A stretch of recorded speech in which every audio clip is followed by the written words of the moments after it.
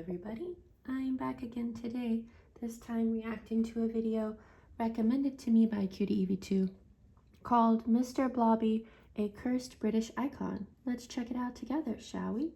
Yeah.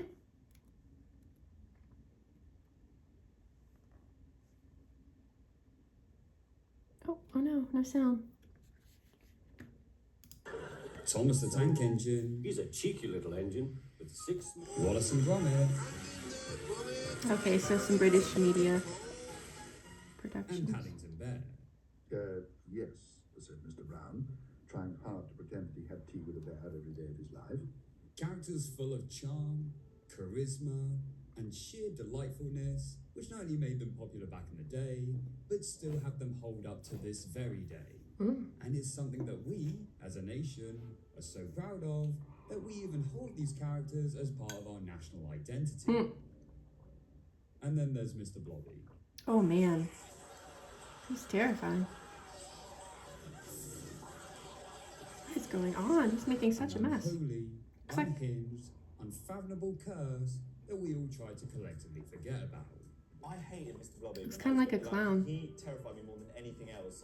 He looked like a fat, jaundiced baby. With his pink colour and yellow spots, resembling some horrific case of genital warts, his spring-loaded eyes giving him the twitchy gaze of a cocaine addict, and a demonic grin which reminds me of salad fingers. And not only did he look like a grotesque abomination, Gross. but he also sounded like one. Only being able to speak his own name, but done so Sounds like a in Pokemon. an electronically altered voice, like some sort of demonic Pokemon that would give Mr. Mime a run for his money. Ooh. Oh no, I don't like that at all. Sounds, which I could only describe as someone holding a microphone up to a horse while it's having a shag.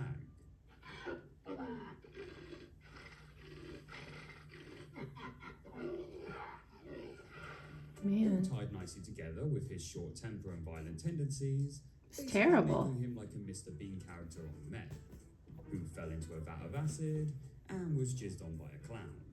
Oh, I'm clowns. Sure I don't some like of you clowns. younger or non-UK viewers are thinking, wait, is this thing for real? And as much as I'd like to say otherwise, unfortunately... Sorry to interrupt, but this is important. We will skip this ad, even if it is important. Not only being a thing that actually existed, but also somehow being one of the most popular UK television characters of Really? the 90s. He's Leading terrible. to what was described as Blobby Mania, with merchandise, hit singles, and even a Blobbyland theme park. Oh no. And we're now going to take a look at this pink mess of a blobfest, at his origins, his rise, Oh man, he's and so of weird. course, his downfall. This is the story of one of Britain's biggest mistakes, Mr. Blobby. Ugh. Weird. Mr. Blobby first appeared on UK television screens in 1992 and featured on Saturday night variety show Noel's House Party on the BBC, a popular show in the UK which was hitting 18 million viewers at its peak. And he had recently performed in front of 15,000 people in an aircraft hangar. Yeah, that's right. What would you get, a standing aviation? Oh my. Mr. Blobby was created as a fictional television character for a prank segment, where various celebrities would think that Mr. Blobby was a legitimate character for a children's TV show, and would try to give an educational demonstration of their profession, whilst Mr. Blobby would act unprofessionally, and begin causing chaos on set. Oh man. This would have received a wide range of reactions depending on the celebrity, with some absolutely loving it, and others clearly not. Put some little blocks on there like that. I'm not shaking. They say never work with animals. Kids, get there. With my favourite of these reactions going to Valerie Singleton. As credit to her, she really does try to maintain a professional standard despite all of the chaos going on around her. But you must have my check card so that you can check that my signature is the same as the one on the check.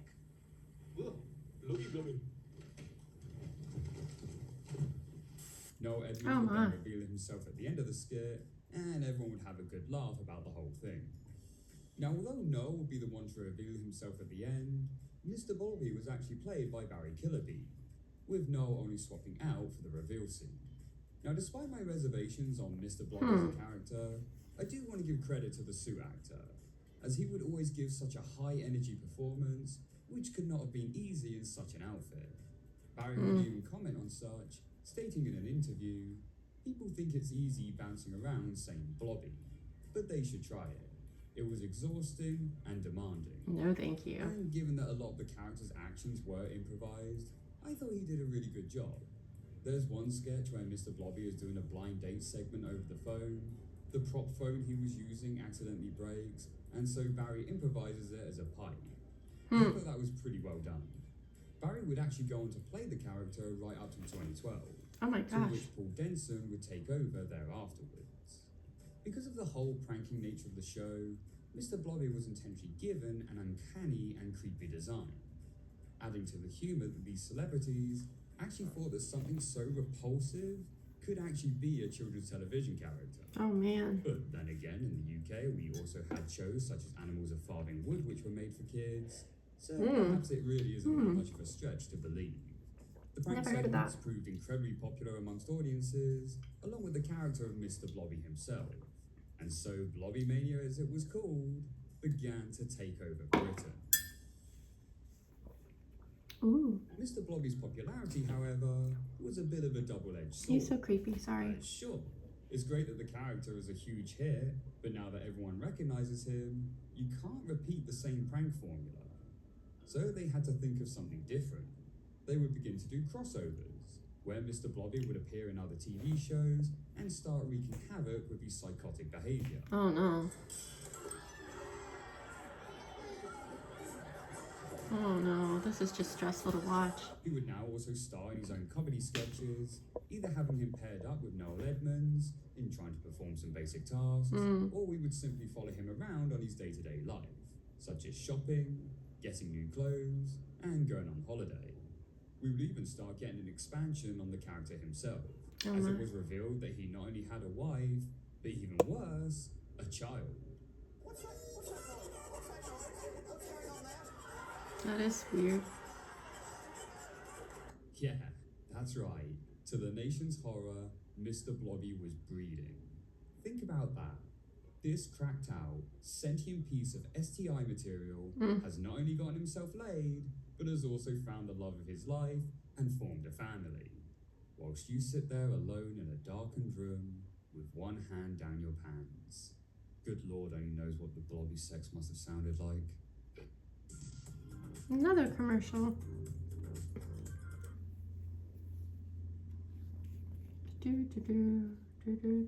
So many commercials right now.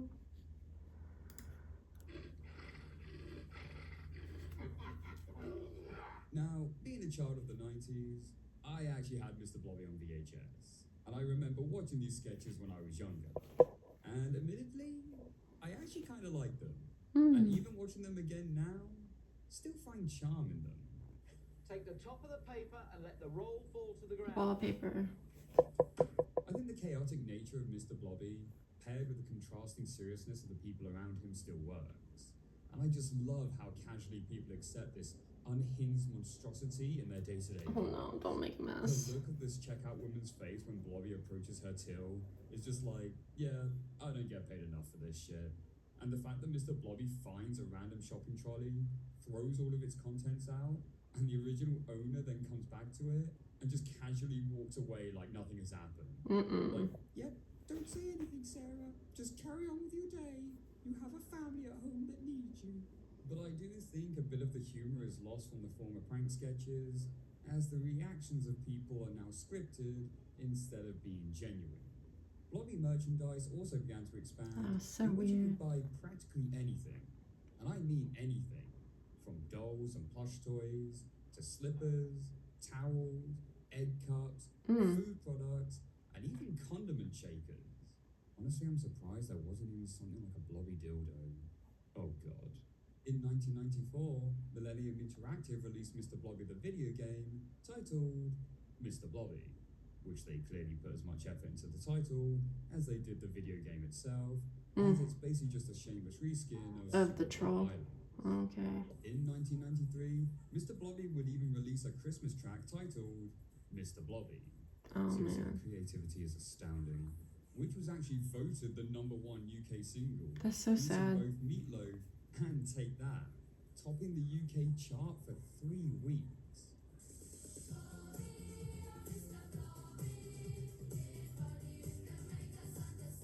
That's so sad. I would say that I'm shocked, but then again, we are also the nation that voted the Chicken Song as #1 in 1986.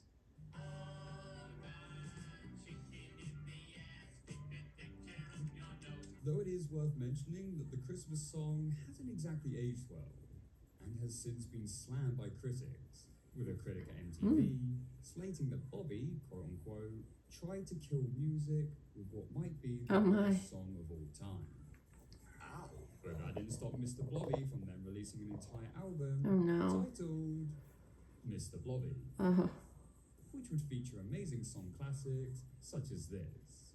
Oh, my Blobby had a farm. Blobby, Blobby, Blob. Oh, it's so lame.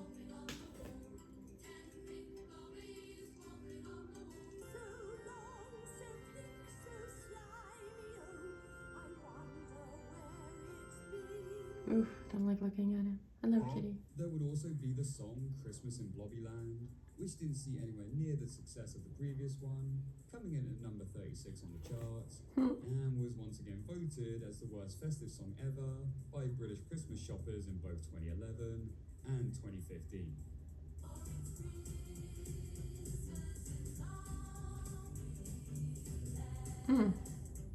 Mr. Blobby even had his own set of theme parks. Oh, One why? based at the Cricket St Thomas in Somerset, Why? another based in Pleasurewood Hills, but probably the most notable of all these was the Happy Mount Park in Morecambe, which opened in 1994, which, to cut a long story short, was a financial disaster. I bet. Not only falling well below the expected Why would you visitor go? attendance, but also causing massive uproar from the local residents, as the location of the park was built on an existing public park.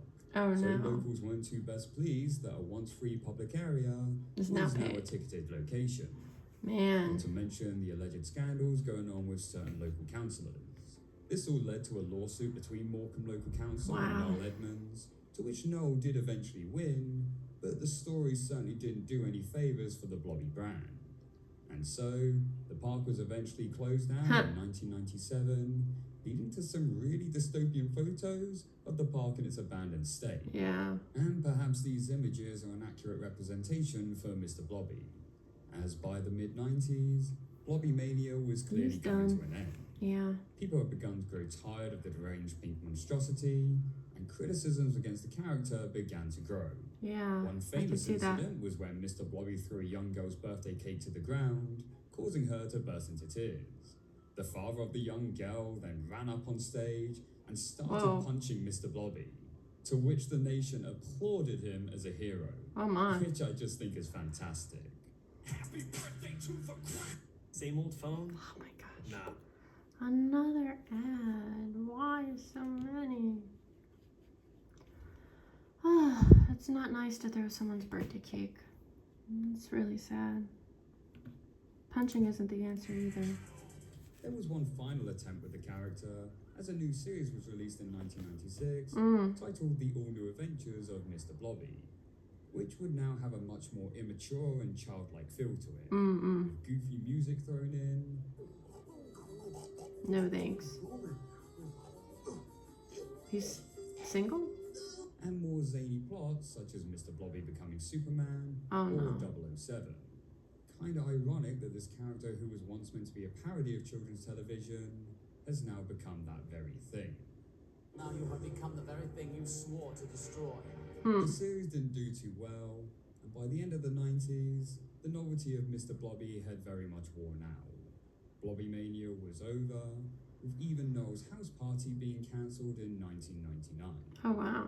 For me, and possibly you, it really is the end of an era. I hope your memory will be very kind to us after 169. Bye. Since then, Mr. Blobby has mostly disappeared from the spotlight, briefly cameoing in other shows, and still maintaining his violent tendency. Gosh. Though it's clear his reappearance is not seen as a welcomed one, as he is punched on the television show this morning. Did you just punch him? She's getting Berated by Simon Cowell on Britain's Got Talent. And probably most famously of all, hidden upon in fear by Jack Whitehall on Britain's Big Fat Quiz of the Year. What the fuck are you allowed near kids? Would I like to see Mr. Blobby make a return? Probably not. No, I I think he don't. was a fine enough character that served his purpose to prank celebrities, but then very quickly outstayed his welcome. Even though Blobby Mania certainly made its Man, impact this on is Britain just in the so 90s, I think we unexpected. as a nation Never heard of him see before Mr. Blobby today. as less of a mark on the world Yeesh. and more of a big pink Oh stain. no. So happy, man. I don't like Blobby. Okay, well, that was, yeah, very informative. Yeah, I don't think I'll ever watch anything about Blobby again if I can help it. I'll see you all again in 2 weeks. Until then, bye.